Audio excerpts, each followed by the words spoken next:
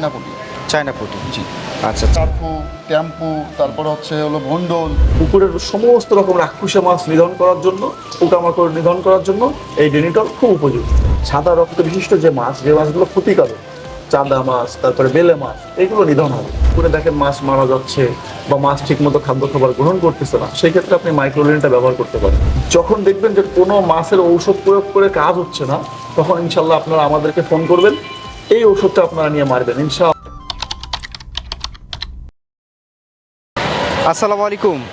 মাছের পোনা ক্রয় বিক্রয় সরবরাহ এগুলোতে যখন মানুষ খুবই ব্যস্ত, ঠিক সেই সময়টাতে আমাদের আলামিন মৃধা ভাই, যশোরের চাচড়ার যে মাছের পোনা বিক্রয় কেন্দ্রের একজন স্বনামধন্য ব্যবসায়ী, তিনি একটু ব্যতিক্রম চিন্তা করলেন যে শুধু মাছের পোনা বিক্রয় করে খালাস, ব্যাপারটা এরকম না। সেই চাষি, সেই মৎস্য চাষি ভাই, তিনি সফল হতে পারছেন কিনা, তার সফল হওয়ার পিছনে কোনো সমস্যা থাকছে কিনা, বা তার বিফলের পিছনে কোনো অন্তরায় বা কোনো বাধা থাকছে কিনা, মাছ রোগাক্রান্ত হচ্ছে কিনা, মাছের কী কী পরিচর্যা নিতে হবে, সেই চিন্তাটা তিনি করছেন। এবং সেই চিন্তা থেকে তিনি মাছের পরিচর্যায় কী কী ঔষধ লাগবে, কখন কি প্রয়োজন, কি রোগের জন্য কি খাওয়াবেন, কি দিবেন পুকুরে, এ বিষয় নিয়ে কাজ করছেন হচ্ছে আমাদের আলামিন মৃধা ভাই। দর্শক, আজকে আমরা চলে এসেছি হচ্ছে যশোরের চাচড়ার সেই বিখ্যাত মাছের পোনা বিক্রয় কেন্দ্রে। আমাদের সাথে রয়েছেন হচ্ছে আলামিন মৃধা ভাই, এবং তার সাথে আমরা কথা বলে 2026 সালের নতুন যে আপডেট মাছের কিছু পোনা, সেগুলো তো দেখবই। আর প্রথমে যে কথাগুলো বললাম, অর্থাৎ আপনার যদি ট্রিটমেন্ট প্রয়োজন পড়ে, চিকিৎসা প্রয়োজন পড়ে, বা কি করলে আপনি মাছ চাষে সফল হবেন, সেসব বিষয় নিয়ে কথা বলবো। কিছু ঔষধ সম্পর্কে আমরা একটু ধারণা লাভ করার চেষ্টা করব। সঙ্গে থাকুন। আসসালামু আলাইকুম। ওয়ালাইকুম আসসালাম রহমতুল্লাহ। কেমন আছেন ভাইজান? আলহামদুলিল্লাহ ভাই। সবই শুনলেন মোটামুটি। 26 সালে বোধহয় প্রথমবার আমাদের দেখা হচ্ছে। আমরা কিন্তু আজকে মাছের পোনা দেখাবো না, দর্শকদের কিছু ঔষধ সম্পর্কে বা কিছু চিকিৎসা সম্পর্কে ধারণা দিব। আজকে প্রথমে একটু জেনে নিব যে আমরা কি কি মাছের পোনা এখন দেখতে পারবো, তারপরে আমরা চিকিৎসাতে যাব। কি কি মাছের পোনা আমরা দেখতে পাবো বলে আশা করছি? আলহামদুলিল্লাহ ভাইজান, আপনি জানেন 2026 সাল, নতুন বছরের নতুন পোনা আমরা উৎপাদন করতে সক্ষম হয়েছি সরকারি মাছের পোনা বিক্রয় কেন্দ্র থেকে। তারই ধারাবাহিকতায় আমরা আজকে ইনশাআল্লাহ যে কার্প জাতীয় মাছ, যেমন গ্রাস কার্প, তারপর আপনার পুঁটি, কার্পু, এই সমস্ত মাছ, এর পাশাপাশি আমাদের কাছে আপনার ক্যাটফিশ জাতীয় মাছ যেরকম শিং, কই, মাগুর, এগুলো আপনার উৎপাদন আমরা করতে সক্ষম হয়েছি। আচ্ছা, তাহলে আমরা এর মধ্যে কিছুটা দেখার চেষ্টা করব, আর অবশ্যই চিকিৎসার ব্যাপারটা থাকবে। জি তাহলে চলেন যাওয়া যায়। চলো ভাই, তাহলে মাছের পোনা আমরা দেখবো কোথায়? আলহামদুলিল্লাহ ভাই, মাছ তো আজকে হাউজে আছে, অনেক রকমের মাছ হাউজে মাছ দেখাবো। পাশাপাশি আপনি দেখবেন এই যে আমার এই যে প্রতিষ্ঠান থেকে আচ্ছা, মাছ আচ্ছা। চাষের যে সময় উপযোগী যে ঔষধগুলো, আচ্ছা। চাষিরা কিন্তু সবসময় ঔষধগুলো পায় না। জি জি। যে ওষুধগুলো পায় না, সেই ওষুধগুলো আমি ইনশাল্লাহ চাষিদেরকে আজকে দেখাই দেবো যে তাই কোন নাকি? রোগের কারণে হ্যাঁ। কোন ঔষধটা চাষি প্রয়োগ করবে। কি বলেন, এগুলা কি তাইলে? এগুলো আসলে ভাই অনেক বিষয়ে জানার আছে, বোঝার আছে। আজকে আমরা মাছ আগে দেখি, মাছ দেখার পর ইনশাল্লাহ এই ঔষধের বিষয় নিয়ে বিস্তারিত আলোচনা করা হবে। মানে আজকে আমরা একদম মৎস্য চাষি বান্ধব একটা কন্টেন্ট বানাতে যাচ্ছি, তাই তো? ইনশাআল্লাহ, হ্যাঁ, ইনশাআল্লাহ। শুধু মাছ দেখবো না, মাছ চাষের আনুষঙ্গিক যা প্রয়োজন সবগুলো দেখবো, এই তো? ইনশাআল্লাহ। চলুন তাহলে মাছ দেখি। ভাই, তাহলে প্রথমে আমরা কি মাছ দেখবো? আলহামদুলিল্লাহ ভাইজান, প্রথমে আমরা দেখবো 2026 সালের যে নতুন যে গ্রাস কাপের ধানিপোনা, সেটাই আমরা দেখবো। আচ্ছা, গ্রাস কাপের ধানি পোনা। জি। আচ্ছা, এই পোনার একটু সাইজ সম্পর্কে আমাদের ধারণা দেন। জি, এটা হচ্ছে আপনার মূলত লাখের ধানি। এটা আপনার কেজিতে বিক্রি হয়, কেজিতে 70-80 হাজার হয়। এটা আপনার বর্তমান প্রাইসটা কি বলবো? হ্যাঁ হ্যাঁ, অবশ্যই। আলহামদুলিল্লাহ, এটা বর্তমান প্রাইসটা হচ্ছে আপনার অনলি 5,000 টাকা। অনলি 5,000 টাকা। আচ্ছা, এখন প্রশ্ন হচ্ছে, এই যে 5,000 টাকায় আমরা পাবো কত? 1 লাখ ধানি পোনা, তাই তো? 1 লাখ না, 70-80 হাজার। 70-80 হাজার। জি। আচ্ছা, এই 70-80 হাজার ধানি পোনা যে আমরা পেয়ে যাব, এটা পুকুরে দেওয়ার পরে কি কি চিকিৎসা থাকবে বা কি করতে হবে, সেটা তো আমরা জানতেই পারবো ইনশাআল্লাহ। আজকে, পারবো তাই না? তাহলে এটা হচ্ছে আমরা দেখলাম গ্রাস কাপের ধানি পোনা।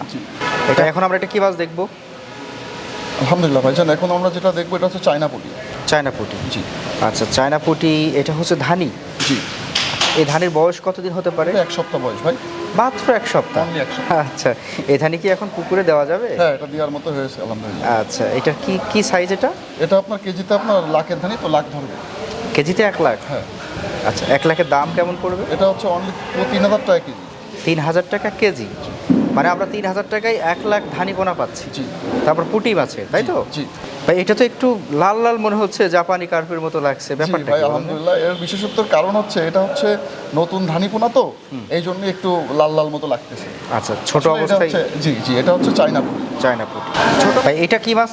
আলহামদুলিল্লাহ ভাই, এটা হচ্ছে হলো স্থানভেদে মাছটা আসলে অনেক নাম। আচ্ছা আমাদের যশোরে বলে এটা হলো জাপানি, আচ্ছা। আর ধরেন বিভিন্ন জায়গায় বলে কার্ফু, ট্যাম্পু, তারপরে হচ্ছে হলো ভন্ডল, ট্যাবলেট, বিভিন্ন নামে এটা। আর সহজ কথায় জাপানি কার্পু মাছ। রাইট। হ্যাঁ আচ্ছা, কি সাইজ আছে এটা? এটা হচ্ছে হলো আপনার কেজিতে আপনার 50,000 60,000 ভাঙবে ভাই। কেজিতে 50-60 হাজার। আচ্ছা, আজকের একটু দরদাম বলবেন? এটা হচ্ছে হলো আপনার অনলি 1500 টাকা কেজি। 1500 টাকা কেজি। কেজিতে পাচ্ছি আমরা কত? 50-60,000। 50,000। আচ্ছা, জাপানি কার্পু। জি। আচ্ছা, এই জাপানি কার্পুগুলো সাধারণত চাষে আনলে এটা কত মাসে বিক্রয় উপযোগী হবে এখনকার সাইজটা? এটা আপনি হচ্ছে আসলে কি সাইজ করতে চান এর উপর ডিপেন্ড করে। অনেকে চালাই করে, চালাই বলতে কেজিতে 2-3 হাজার ভাঙা বানায়। আচ্ছা। কেজিতে আপনার 200-300 ভাঙা বানায়। এটা হলো চালায়ের কতদিন রাখবেন বা কি সাইজ করবেন এর উপর ডিপেন্ড করেই আসলে সময়টা নির্ধারণ হয়। ও আচ্ছা আচ্ছা, তার মানে আমি যদি কেজি সাইজ করতে চাই সেটা অনেক সময়, জি আবার চালাই করলে অল্প সময়ের মধ্যে। Right. এই তো তাহলে আলামিন মৃধা ভাই আমাদেরকে দেখান কি কি দেখাতে চাইছিলেন আজকে আমাদের মৎস্যচাষী ভাইদের জন্য, সেগুলো একটু শুরু করেন। আমরা কি দেখব এবং এগুলার আসলে কি কাজ রয়েছে সেটা একটু জানবো। আলহামদুলিল্লাহ ভাইজান, আমার যারা খামারি ভাইরা আছে, মাছ চাষি ভাইরা আছে, তারা সমসাময়িক সময়ে কিন্তু বিভিন্ন প্রবলেম তাদের ফেস করতে পারে। আর সব সময় দেখা গেছে যে মাছে বিভিন্ন রকমের কিন্তু রোগ ব্যাধি সৃষ্টি হচ্ছে।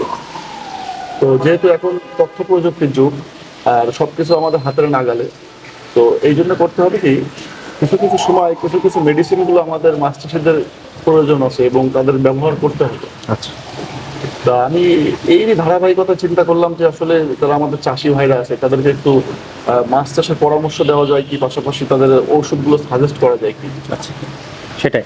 তাহলে আমরা একটু পরিচিতি হই, কি কি আছে, কি বিষয়, কোনটার কি কাজ। হ্যাঁ, আপনি যদি প্রথমে খেয়াল করেন, এখানে দেখেন আমি একটা ওষুধ আপনাকে দেখাই, সেটি হচ্ছে, এটা হচ্ছে সুমিথিয়ান।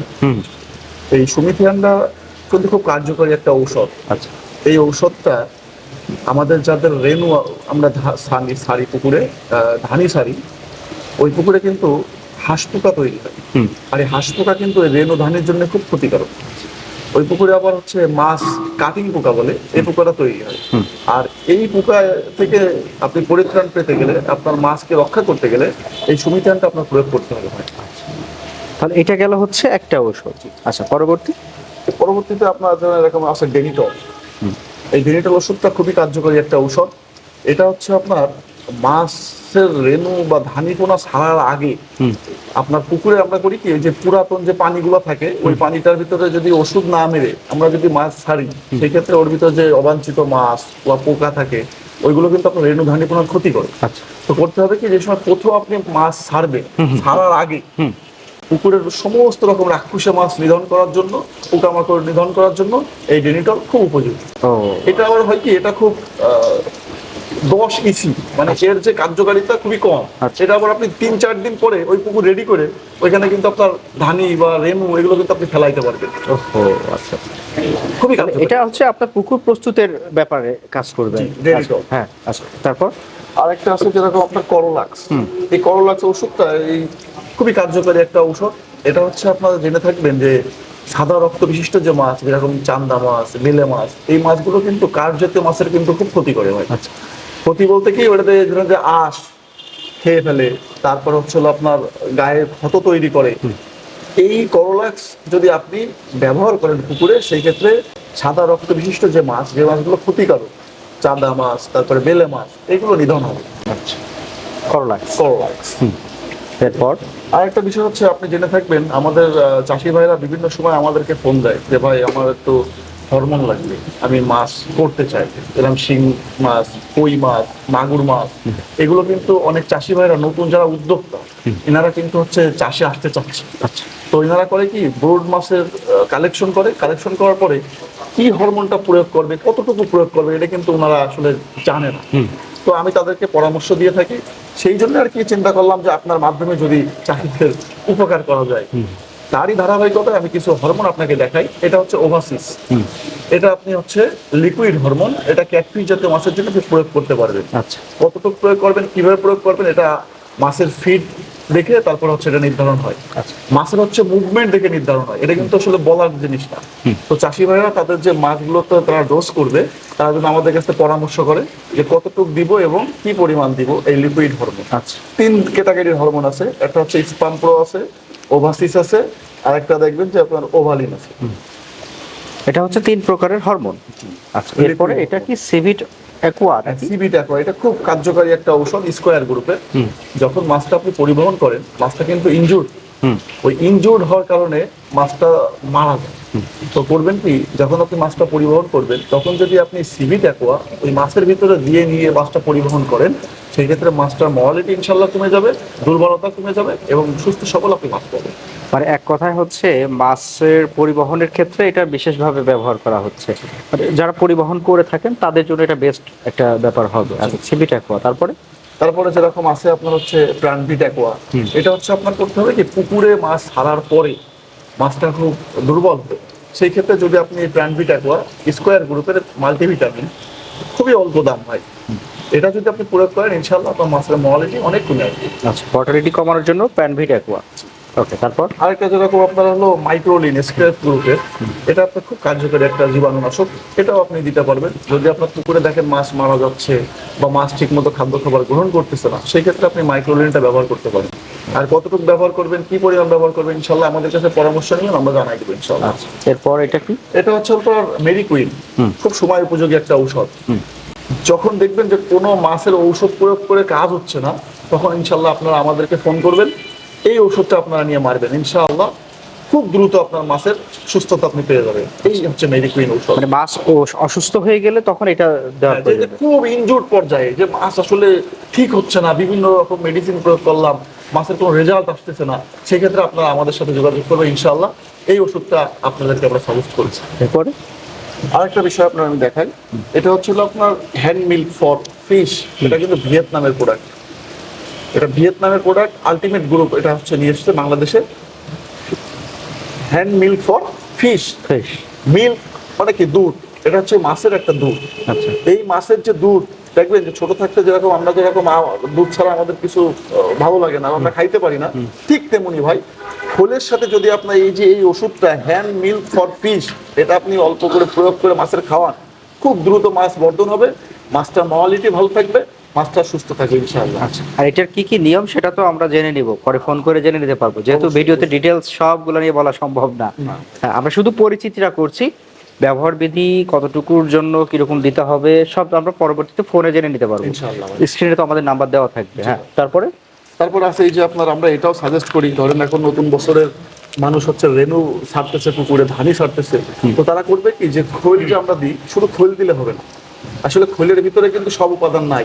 মানুষ মনে করে যে আমাদের রেনুর পুকুরে, ধানের পুকুরে খৈল দিলে আমাদের আর কোনো কিছুর প্রয়োজন নাই, আসলে বিষয়টা তা না। এখন আধুনিক যুগ, ভালো ভালো খাবার চাষি ভাইদের কাছে কিন্তু প্রসেসিং করে এসেছে, যারা ইয়ন গ্রুপ নিয়ে এসেছে আপনার টাইগার ব্র্যান্ড, টাইগার ফিড, এই ফিডটা করবেন কি, আপনি খোলের সাথে অল্প অল্প করে মিক্সড করে দিলে মাছটা খুব দ্রুত বর্ধন হবে এবং মাছটা মনে করেন যে ইনজুরির পরিমাণ খুব কম হবে। আচ্ছা, মানে দ্রুত বর্ধনের জন্য আপনি এটা ব্যবহার করবেন। আচ্ছা, তারপরে আমরা আরেকটা বিষয় হচ্ছে আপনারা দেখাই শোন ভাই, এটা কিন্তু একটা খুব দামি জিনিস, হচ্ছে আপনার হলো পিজি। হ্যাঁ, এই পিজিটা আমাদের কাছ থেকে পেয়ে যাবেন, আমাদের বিভিন্ন গ্রেডের পিজি কিন্তু আমাদের কাছে আপনি আছে। এটা হচ্ছে মিলি হিসেবে বিক্রি হয়, 2 মিলি, 2.5 মিলি, 3 মিলি, বিভিন্ন রকমের ইয়েতে। আচ্ছা, এটার কাজ কি? এটার কাজ হচ্ছে আপনার যে মা মাছগুলোর পেটের থেকে আমরা ডিম সংগ্রহ করি, এটা করতে হয় কি, এই মা মাছগুলোতে এই পিজি, এটা হচ্ছে গ্ল্যান্ড বলে বাংলায়, এটা আমরা হচ্ছে সুন্দরভাবে পানিতে গুলিয়ে নিয়ে এটা আপনার হলো স্টিমিং করি। এটা আমরা যখন হচ্ছে মাছের পুশ করি, মাছের প্রয়োগ করি, তখন কিন্তু ওই পেটের ডিমটা ছেড়ে দেয়, এটা হচ্ছে সেই জিনিসটা, ঔষধটা। মোটামুটি আমরা মাছের আনুষঙ্গিক যা প্রয়োজন, এপাশে বোধহয় আমরা কিছু পলিথিন দেখতে পাচ্ছি, নাকি এটা কিসের? হ্যাঁ, এই ব্যাগ, এটা হচ্ছে oxygen bag. Oxygen bag, oxygen ব্যাগও আপনার কাছ থেকে পাবো। হ্যাঁ, আচ্ছা, যাক, মাছের আনুষঙ্গিক যা কিছু প্রয়োজন মোটামুটি আমরা আপনার কাছে পেয়ে যাচ্ছি। এটা আমি চাষিদেরকে আসলে পরামর্শ স্বরূপ কিন্তু আমি সামনে নিয়ে এসেছি। আমার মূল বিষয়টা হচ্ছে, মূল ফোকাসটা হচ্ছে যে চাষিরা সবসময় সব ঔষধটা মিলাতে পারে না, পরামর্শ সঠিকভাবে পায় না, তো এটাই হচ্ছে আমার মূল উদ্দেশ্য। আচ্ছা, বিক্রি নয়, না, মানুষ সঠিক তথ্যটা জানুক, জিনিসটা চিনুক, এইটাই, এবং তারা চাষ করে যেন সফল হতে পারে, এইটাই হচ্ছে মূল ব্যাপার। সর্বশেষ কিছু বলবেন? হ্যাঁ, সর্বশেষ আমি চাষি ভাইদেরকে একটা পরামর্শই দিব যে ভাই, আপনারা ভালো স্থান থেকে মাছ ক্রয় করবেন, ভালো প্রতিষ্ঠান থেকে মাছ ক্রয় করবেন। যেরকম ধরেন আমাদের প্রতিষ্ঠানের মাছের কিন্তু আলহামদুলিল্লাহ অনেক সুনাম। মাছ আপনি যশোর শহরের বিভিন্ন জায়গায় পাবেন, কিন্তু আমাদের মতো ভালো মাছ খুব কমই আপনি পাবেন। এই জন্যই ভালো প্রতিষ্ঠান থেকে, ভালো মানুষ দেখে মাছ ক্রয় করবেন। আচ্ছা, এটাই হচ্ছে কথা। দর্শক, আপনারা যারা আমাদের আজকের অনুষ্ঠান দেখলেন, বা আমরা হচ্ছে যতটুকু চেষ্টা করলাম যে আপনাদের সামনে মাছ চাষের ক্ষেত্রে কোন কোন বিষয়গুলো খেয়াল রাখতে হবে, কি কি ঔষধ প্রয়োগ করবেন, সেটা কিভাবে, কি কারণে, সেটা তুলে ধরার চেষ্টা করেছি। আমাদের আলামিন ভাই সেটা আমাদেরকে তথ্য জানালেন। আপনাদের যদি মনে হয় যে না, আলামিন ভাইয়ের কাছ থেকে একটু পরামর্শ নিব কিভাবে করব, বা একটু ভালো মাছের পোনাটা নিব, তাহলে স্ক্রিনে নাম্বার দেওয়া আছে, সবগুলো বিষয় নিয়েও কথা বলতে পারবেন। মাছের পোনা চাইলে সেটা সংগ্রহ করতে পারবেন, তাই না? তো আলামিন ভাই, আপনার জন্য দোয়া থাকবে, শুভকামনা থাকবে, আমাদের জন্য দোয়া করবেন। আসসালামু আলাইকুম। ওয়ালাইকুম আসসালাম ওয়া রাহমাতুল্লাহ। ধন্যবাদ ভাই।